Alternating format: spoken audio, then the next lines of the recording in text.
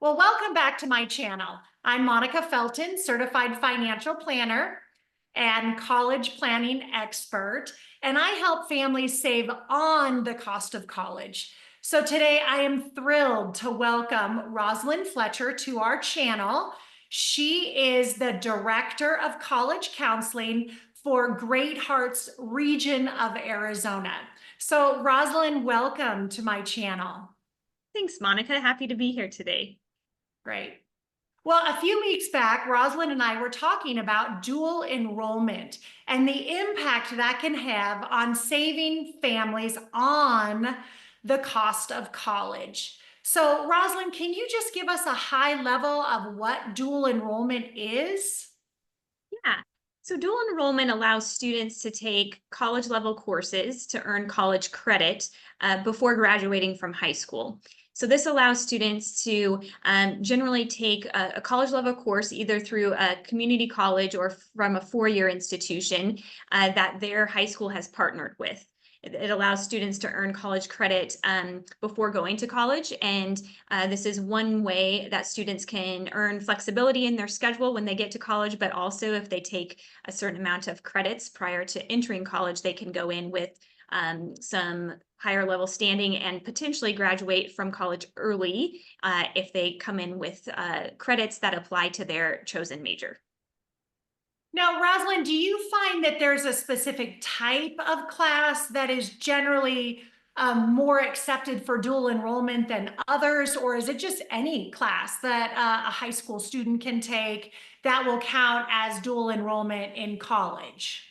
Yeah, it really depends on the partnership between the high school and the four-year institution or the community college that's offering the college level credit. So it is a partnership, and those courses that are identified by the high school can be taken for dual enrollment credit. A lot of high schools will be very intentional on the courses that they select for their high school students to choose from for dual enrollment, knowing that they want those credits to transfer to most institutions that their high school students are applying to, being accepted at, and eventually attending. So we see a lot of core classes that are selected for dual enrollment purposes so that students can either satisfy a general graduation requirement that their four-year institution requires prior to graduating from college, or sometimes some of the dual enrollment credits can be applied directly towards the student's chosen major at their four-year institution.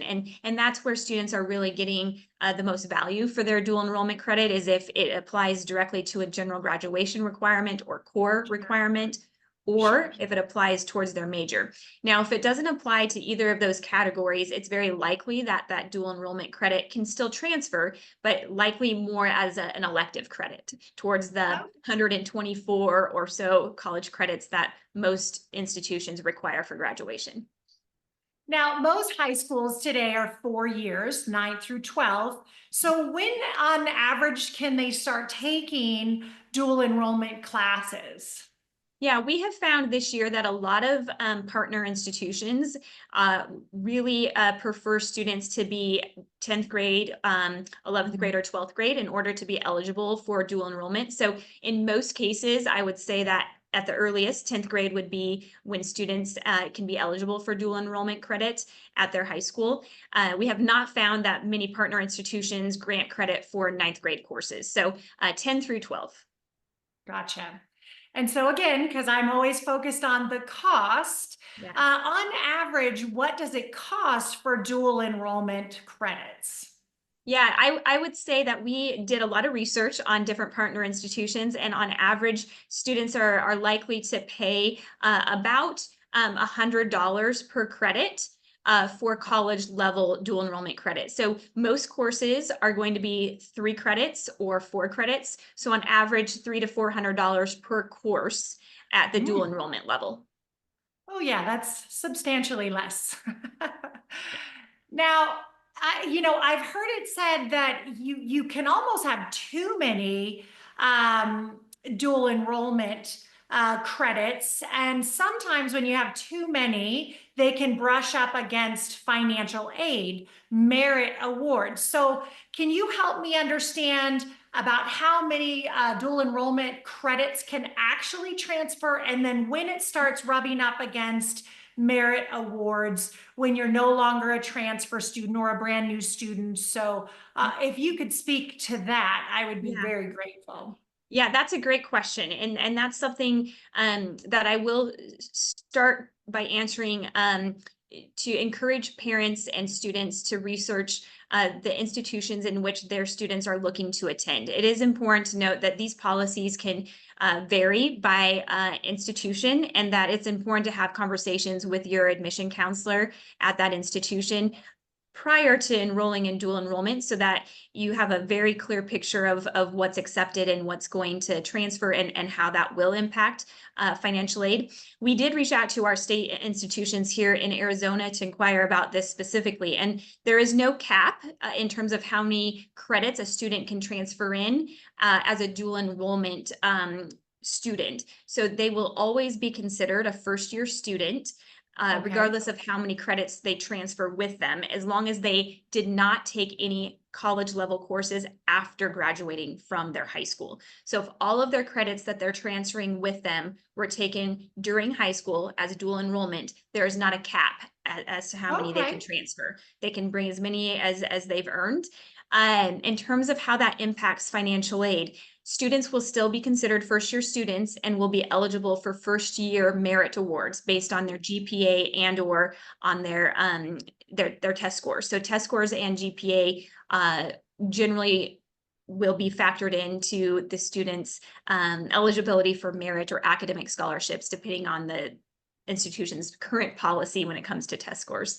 That information will be used to determine how much merit aid a student is eligible for, generally for 8 semesters of college. So if a student transfers a significant amount of dual enrollment credit with them to college, and they happen to finish their 4-year undergraduate degree in less than 4 years, perhaps they can finish it in 3 years, they will still have 8 semesters worth of merit scholarship to be able to apply to their education. So for a student who transfers a significant amount of credit, so we're talking, maybe 32 credits or more of college level work when they attend their 4-year institution, they could be eligible to start working on their master's degree in that 4th year. And that merit scholarship that they were awarded as a first-year student can apply to their master's level work that they're doing that 4th year. So it does vary by institution, but our in-state institutions here in Arizona will allow for students to use 8 semesters worth of merit scholarship, meaning that 4th year could potentially apply to that master's degree if they've already completed all of the required credits for their undergraduate 4-year degree, bachelor's. Right. Well, it does sound like you could save significantly on the cost of college if you took advantage of this dual enrollment program. But I do keep hearing you say something very important. Depending on the 4-year university and what they're willing to accept. So I'm hearing that not all colleges, 4-year universities are going to accept dual enrollment. So in your experience, what schools do accept dual enrollment, what don't? Maybe you could shed some light for us there. Yeah, it is really important to consult with your 4-year institution to learn more about how dual enrollment credit can be transferred in. Same is applicable with AP credit or with CLEP exam credit. Those are all 3 ways students can earn college credit before going to college. I would say that it would be important to note, generally regionally accredited institutions will accept these 3 different ways of transferring in college credit. However, the more selective the school becomes in terms of admission, the more likely they are to not allow students to transfer in college credit with them as they come to their institution as first-year students. So if we're talking about state schools or public schools, there's generally a pretty generous transfer policy in place for students to be able to bring college credit with them to that institution. The more selective the school becomes in admission, the more likely they are to say, we want you to start at our foundation, our base level courses, our core curriculum, and build on that foundation. So I have seen that many selective institutions have more strict transfer policies in place, and knowing that students, especially who want to study STEM, really need to start at that base level and that foundational level at their institution to build on some of those math and science courses. Right. So we're here in the state of Arizona. And again, Roslyn is the regional director for Great Hearts Academies. Great Hearts is one of the largest charter schools in the country. So she has quite a bit of exposure and understanding about how dual enrollment as Great Hearts students go all across the country. So, Roslyn, what would you recommend for my viewers who are interested? Maybe they're not in the state of Arizona, who are interested in finding out more about dual enrollment and how they would go about obtaining these college credits, certainly at a discount, but while they're going to high school. Yeah, there are a couple of things that you can do to educate yourself and to learn more about dual enrollment and how that could impact your students' application and admission and certainly their college experience. So the first thing I would recommend is to reach out to your college counselor at your institution, your student's high school or their academy that they're currently attending. The partnership that high schools have with colleges do allow for great opportunities to earn college credit before college. Your college counselor at your academy or your high school is going to be the expert in terms of what options are available to your student and what might be the best fit for your student as well. I would also add that most four-year institutions, universities and colleges around the country do have a transfer calculator on their website. So I would encourage families who are interested in pursuing dual enrollment to take that information from their high school and put it into the transfer calculator to see how that credit may transfer in terms of core requirements. Is it going towards a graduation requirement that that four-year institution has in order for any student to graduate?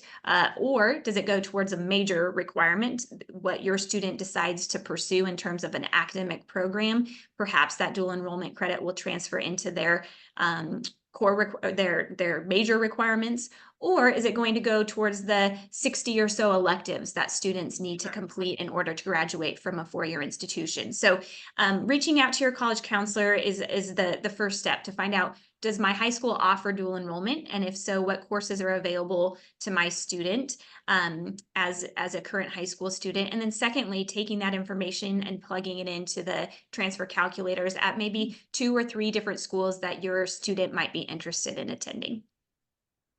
Boy, Roslyn, thank you so much. You know, as I look at the current cost of attendance of our Arizona State public schools, you know, the cost of attendance here is $32,500 per year.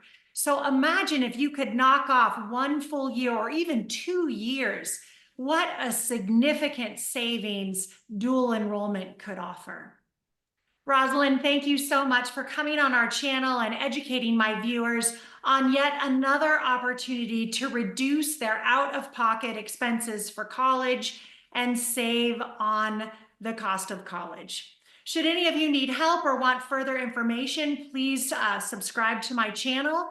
You're welcome to reach out to me via email or, of course, head over to my website where there's a plethora of information on helping families save on the cost of college. Until next time, thank you.